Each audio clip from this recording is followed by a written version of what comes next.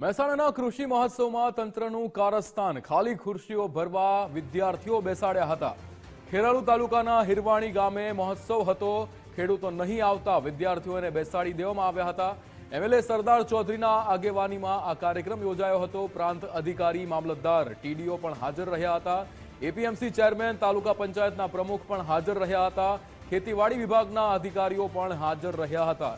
ખેડૂતોની પાંખી હાજરી જોઈને સરદાર ચૌધરીએ ટકોર કરી હતી। સ્ટેજ પરથી બોલ્યા કે આપણે જ ઊણા ઉતર્યા છીએ, ખેડૂતોને વધુ લાભ મળે તેવા પ્રયાસ કરીશું। જે રીતે નિવેદન આપવામાં આવ્યું હતું સરદાર ચૌધરી દ્વારા।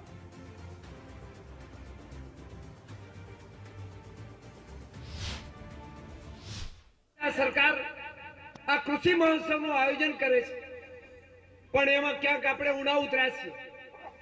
આગામી કાર્યક્રમ જ્યારે પણ થાય ત્યારે આપણે બધા જ અધિકારી મિત્રો એવું સુંદર આયોજન કરીએ અને આ સરકાર ની આ યોજનાનો વધુમાં વધુ લાભ ખેડૂત મિત્રો સુધી પહોંચે અને મારા ખેડૂત મિત્રો વધુમાં વધુ સુખી થાય એ માટે આપણે પ્રયાસ કરીશું।